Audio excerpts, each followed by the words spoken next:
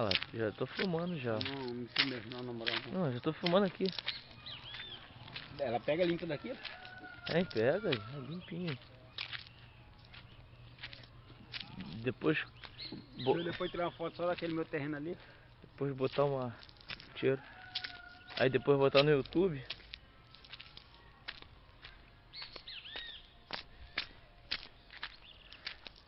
Ela tá filmando.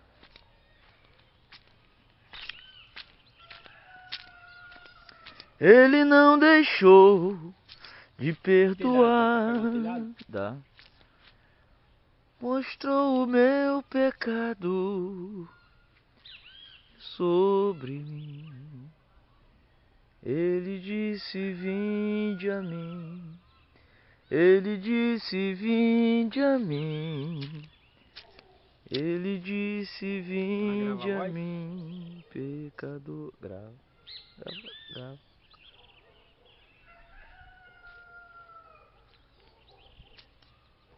Não deixou de perdoar. Aqui é uma construção, né? Nosso amigo Geilson Pedreiro tá fazendo, né? Uma obra. Mas isso que me faz lembrar a palavra de Deus. O tempo todo a gente lembra, né? Quando Jesus Cristo fala que a nossa vida ela deve estar alicerçada sobre a rocha, que é Ele próprio, né? Aí uma casa construída sobre areia, ela não consegue subsistir. Mas quando ela é construída sobre a rocha, né?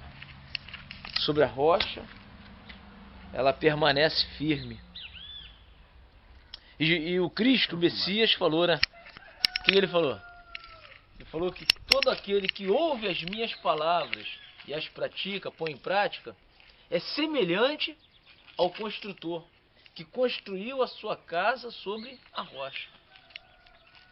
E ele diz que veio os ventos, os rios, né, combateram aquela casa, mas a casa permaneceu firme, porque ela estava edificada sobre a rocha. Diferente daquele que edificou a sua casa sobre a areia.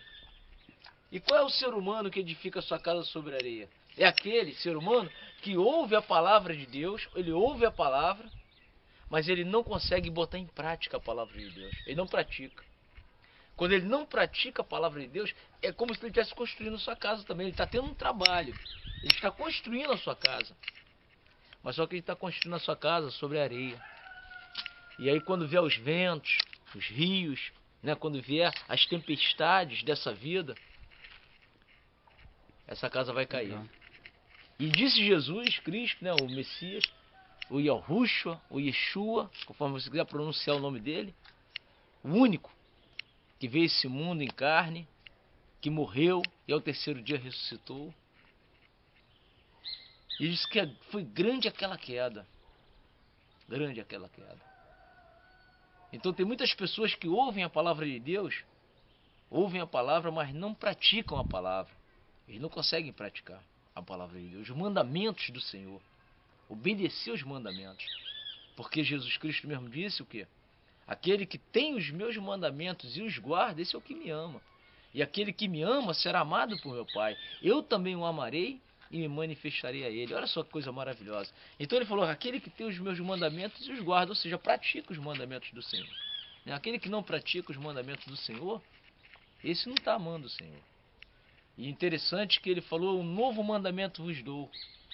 Amai-vos uns aos outros conforme eu vos amei. Então a gente vê que a base de tudo é o amor. Quem não tem o amor de Cristo no coração, esse tal não é dele, infelizmente. Fale sobre a edificação dos muros de Jerusalém, sobre Sambalat e Tobias. Olha só, tá vendo? O irmão que está filmando aí, eu gostaria até que ele falasse sobre essa mensagem. Pode falar, irmão. Sabe por quê? Porque na verdade, todos nós aqui na Terra, ninguém é maior do que ninguém. Né? Diante da palavra de Deus, que nós conhecemos o Evangelho, nós sabemos que o próprio Senhor Jesus Cristo, né, ele falou, entre vós, aquele que quiser ser o maior, que seja o vosso servo. E isso é o que a palavra de Deus ensina. Muitas das vezes não é o que nós vemos por aí, né, no sistema religioso. Mas a palavra de Deus, ele ensinou o quê? Ele ensinou que entre nós somos todos iguais, né? O único maior é ele. E o apóstolo me fez lembrar agora o que o apóstolo Paulo falou. O que o apóstolo Paulo falou? Nem o que planta é alguma coisa, nem o que rega. Aí vai ficar torto lá.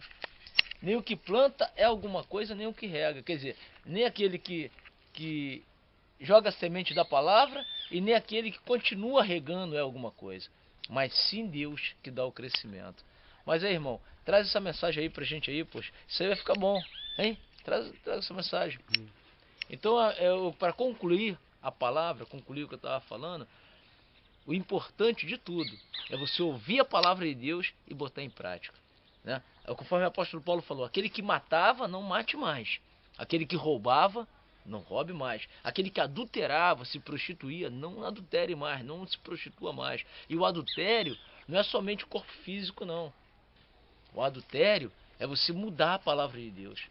Quando você muda a palavra de Deus, você está adulterando também a palavra de Deus, né? Então, adultério significa quebrar uma aliança, fazer uma mudança, né?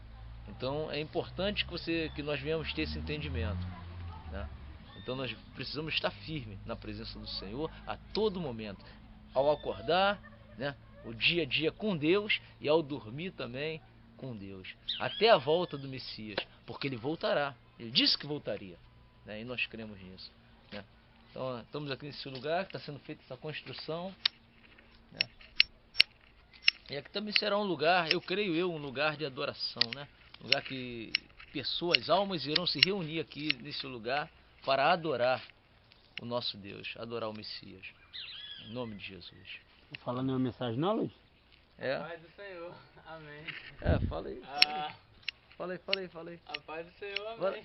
Não, mas prega uma mensagem aí, fala uma mensagem de Cristo aí pra gente, fala aí. Canta um louvor teu aí. Então canta um louvor, Eu não sei não. Pode falar. É tão bom falar de Jesus, falar de Cristo, falar do Messias, né? É tão bom, né? E Yahushua, né? Yahushua, no hebraico, Yahushua, né?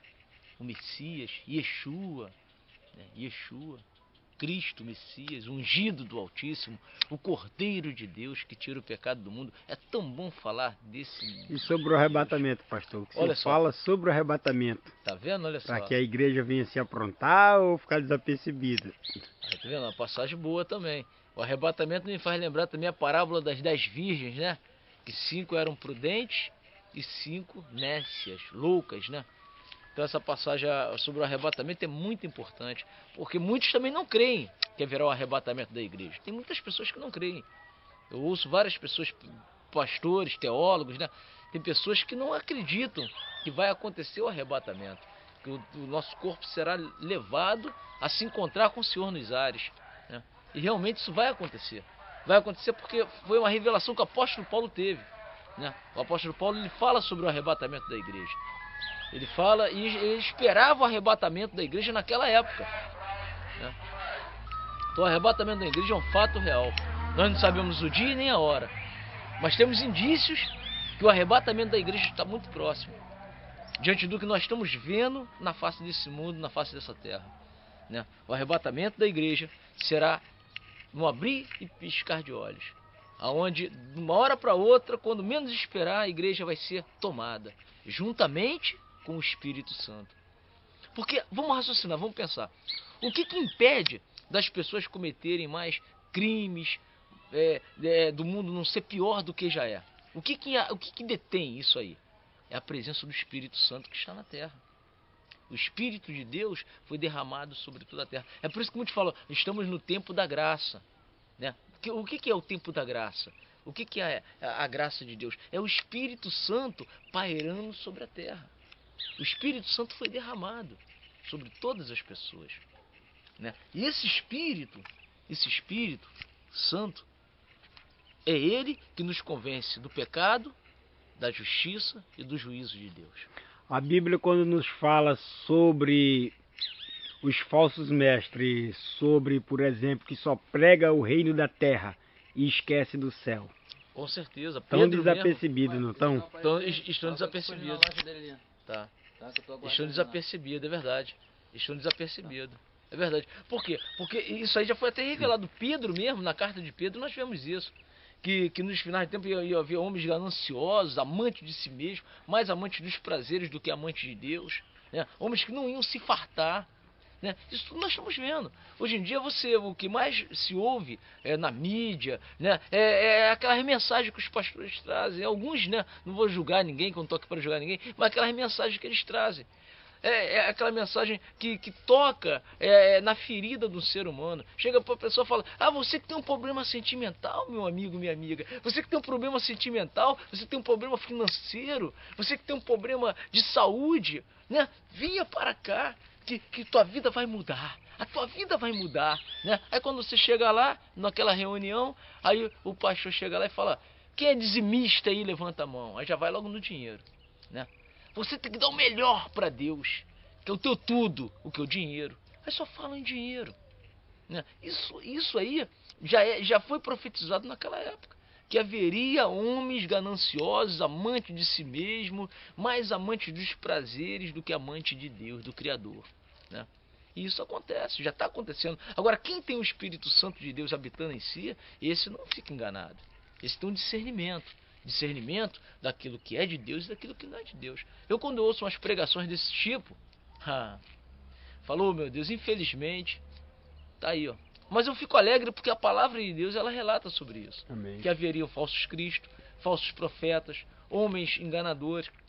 Cabe a gente discernir aquele que é de Deus e o que não é de Deus. Não. O que não for de Deus, joga pro lado, né? Ouve tudo e retém aquilo que for bom. Não é verdade? Agora, com certeza, meu querido irmão, com certeza, o Messias, o Cristo, que está vivo, que ressuscitou, ele não está dormindo. Ele vai julgar. Todos estarão diante do tribunal de Cristo. Todos. Quer pequenos, quer grandes.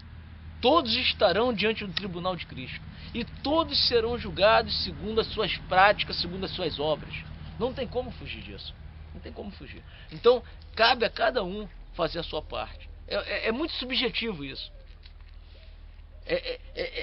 Cada um tem a sua responsabilidade. Cada ser humano tem sua responsabilidade diante do Altíssimo, né? De fazer a vontade do Messias, a vontade do Mestre, nosso Salvador, nosso Cristo, que nós conhecemos como Jesus Cristo, né? Claro que estudando a gente descobre que o nome Jesus não era a pronúncia correta do Messias. Isso é uma coisa clara, lógica. Se nós começarmos a fazer um estudo, nós vamos descobrir que a pronúncia Jesus não tinha nem naquela época, né? O nome dele não era Jesus, a palavra Jesus, essa pronúncia. Essa pronúncia veio sendo mudada com o decorrer da história, né? Então os homens botaram Jesus, depois botaram Jesus, concílios, os padres, né? Então mudaram a pronúncia. Mas a pronúncia correta, muitas vezes nós nem temos a pronúncia. Yeshua, ou Yahushua, né? Mas nós sabemos que o Messias veio. Ele veio. Ele veio e ele está vivo. E é o Espírito dele que habita em cada um de nós. E esse Espírito há de nos arrebatar. Como meu irmão estava falando no arrebatamento, esse Espírito há de nos arrebatar. E esses sinais que nós vemos, dos falsos profetas, falsos cristos, isso é uma maravilha para a gente poder constatar que a palavra de Deus é verdadeira.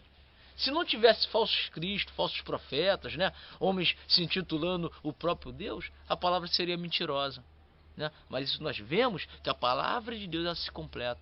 A palavra de Deus ela é real. Ela é verdadeira. E nós não podemos parar de anunciar o Evangelho. Seja aonde for, nós temos que estar anunciando que Jesus Cristo, o Messias, aquele que tem todo o poder no céu e na terra, e Yahushua, né, ou Yeshua, voltará.